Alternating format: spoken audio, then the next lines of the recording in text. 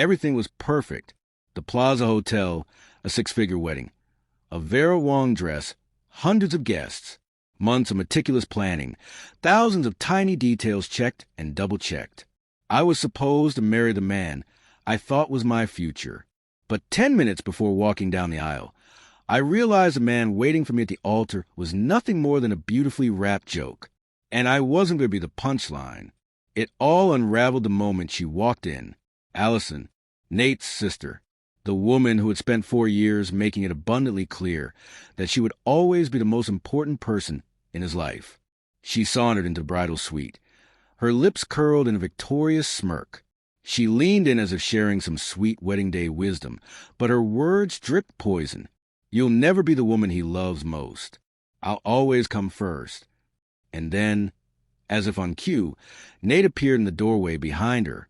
I waited for him to say something, to finally put her in her place, but he only chuckled. She's right, you know, he murmured, amusement flickering in his eyes. And that was it. The final snap of the last thread tethering me to this farce. I smiled. I handed Allison my bouquet, and I whispered, "Enjoy the wedding." Then I turned, lifted the hem of my dress, and walked straight out of the plaza, stepping into a sleek black limo waiting just outside. Inside, the air was crisp with the chill of the AC, a stark contrast to the sweltering summer heat.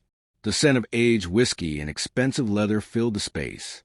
Across from me, a man lounged casually, his navy suit impeccable, his posture relaxed but alert. He swirled the amber liquid in his glass, watching me with mild amusement. "That bad, huh?" Brad Peters mused, raising a single brow.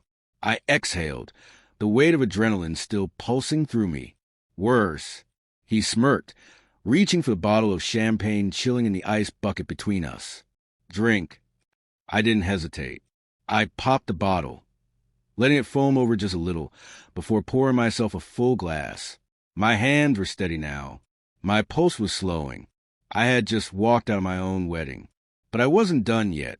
This wasn't going to end with me simply leaving. Nate wasn't just going to lose me. He was going to lose everything. I leaned forward, my fingers delicately wrapping around the stem of my glass. How fast can you ruin his life? Brad grinned. Back at the ballroom, the chaos had begun. At first, no one noticed I was gone. Guests were still sipping champagne, murmuring about minor delays. The pianist continued to play soft classical music. The wedding planner fluttered about, making last-minute adjustments. Then the whisper started. "Where's the bride?" "Why is Allison holding her bouquet?" Near the altar, Nate stood with his groomsmen, seemingly unbothered, laughing at a joke. Then a hotel staff member approached, his expression tight. "Sir," he said carefully, "we need to discuss an urgent issue regarding the billing." Nate frowned. "Billing?" "Yes." The charges on the main card had been declined, repeatedly. At first, Nate chuckled, assuming it was some kind of mistake.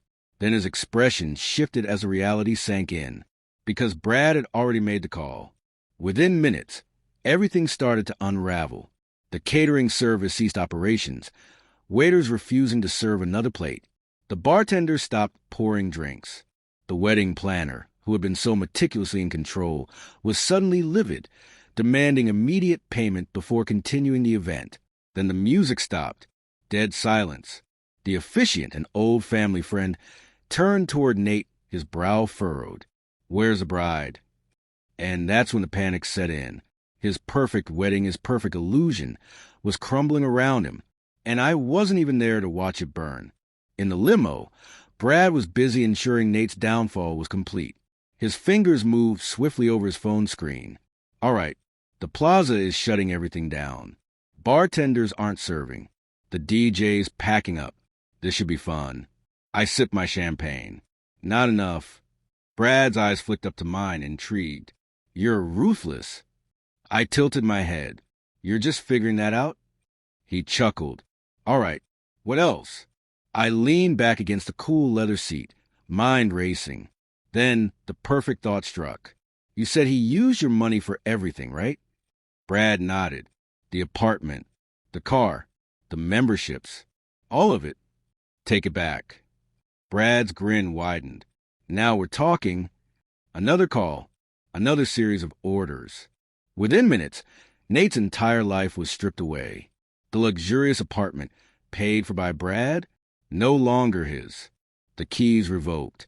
The sleek Porsche, the one he loved to flaunt, already being towed. The credit cards that kept him afloat, frozen. By the time Nate grasped what was happening, he'd be broke, homeless, and humiliated. And I wasn't even done yet. Brad's phone buzzed. He glanced at the screen, and for the first time that night, his smirk faded. His jaw tightened. "What?" he answered sharply. I watched his expression shift, the way his fingers curled slightly around a glass in his hand. A pause, then a quiet, "Are you sure?" Another pause. Brad muttered a curse under his breath before hanging up. Something was wrong. I straightened. "What kind of issue?" His eyes met mine, a glint of something darker flickering beneath his usual charm. And then, with a sigh, he said, "Turns out this wasn't over. Not even close." The moment I stepped into the limo, leaving behind a lavish wedding that would never be, the weight on my chest lifted.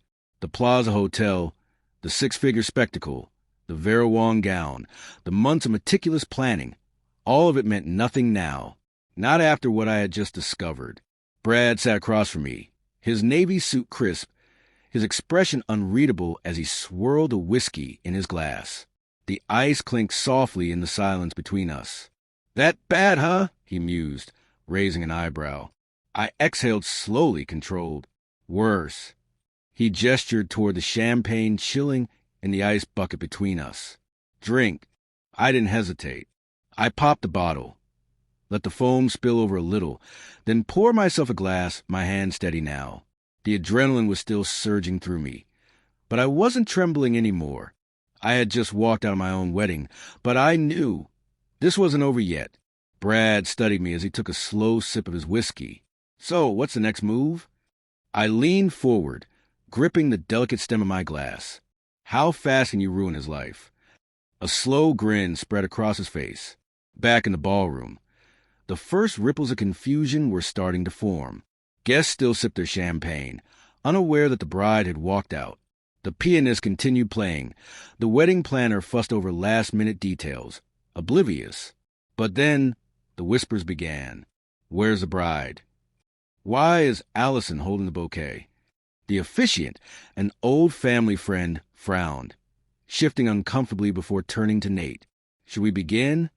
Nate forced a laugh, but something in his posture stiffened. His phone buzzed. A message from the concierge of his building. "Nate, there's an issue with your lease. Please contact management ASAP." His brow furrowed. Another text came in. "Porsche Financial Services. We regret to inform you that your account has been terminated due to non-payment. Your vehicle is being repossessed." His stomach dropped. What the hell was happening? Then, the final message. "Unknown number. Damon Russo wants to see you." A cold sweat broke over his skin. His hands turned clammy. He had thought losing me at the altar was the worst thing that could happen today. He was wrong. The limo was quiet except for the distant hum of the city and the occasional clink of Brad's ice against his glass. I set my champagne down, my fingers gripping the stem a little too tightly. "What do you mean Nate scammed Damon Russo?" Brad exhaled sharply, rubbing a hand over his face. "I mean exactly that. Damon isn't like me. He doesn't just throw money around for fun. He expects something in return. And if he doesn't get it, things get messy." A chill ran through me. "Messy how?"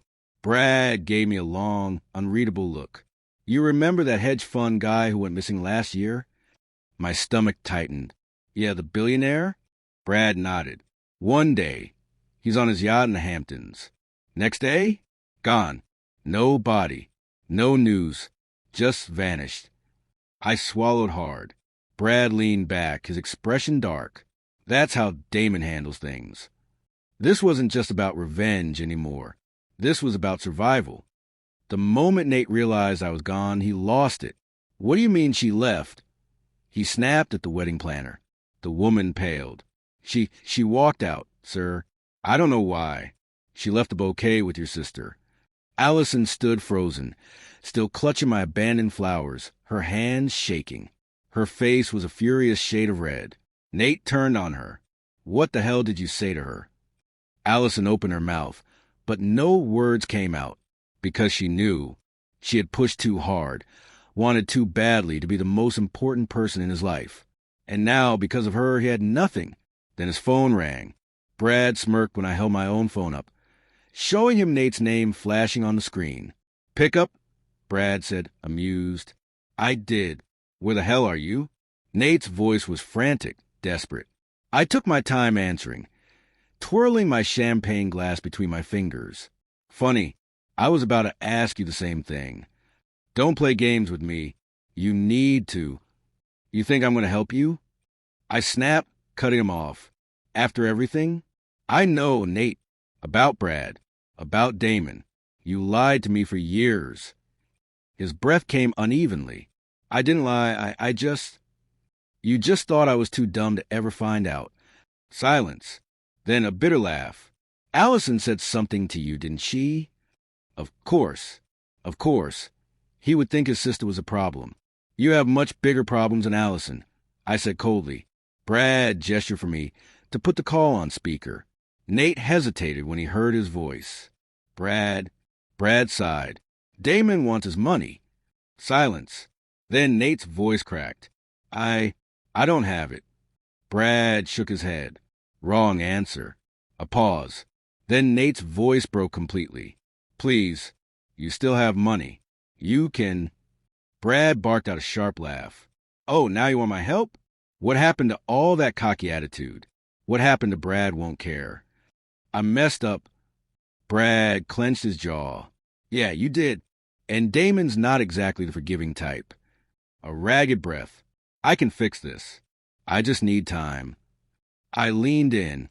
"You don't have time." Silence. "Where are you, Nate?" A long pause. Then finally, "The apartment." I glanced at Brad. The one he had just revoked the lease on. Brad smirked. I turned back to the phone. "Stay there. We're coming." When we arrived, the doorman wouldn't let us up. "Mr. Last Name is no longer resident here." Brad slid him a crisp 100. "Will only be 10 minutes." The doorman hesitated, then nodded. The elevator ride was silent. When the doors opened, the hallway was eerily quiet. Then we saw him. Nate was sitting on the floor outside the apartment, knees up, head in his hands. His tie was loosened, his hair disheveled. He looked up when he saw us, his face twisted with panic and resentment. "You did this," he spat at Brad. Brad snorted. "No, you did this to yourself." I crossed my arms. "Stand up." Slowly he did. I stared at him. This was the man I had almost married, the man I had loved. Now I felt nothing. "Did you ever love me?" I asked. He flinched. "Of course I did." I tilted my head. "Was it love when you laughed at Allison's disgusting comments instead of defending me? Was it love when you used Brad's money to pay for our wedding? Was it love when you scammed a dangerous man out of millions?" His jaw clenched. "I didn't want you to know." "No," I said quietly. "You just thought you were good enough at lying." His shoulders sagged. "I was going to tell you. After the wedding." I laughed, shaking my head. "Nate, Damon Russo was never going to let you walk away." His hands curled into fists. "What do I do?" I stepped back. "That's not my problem anymore." And then I turned to Brad. "Let's go." I didn't look back.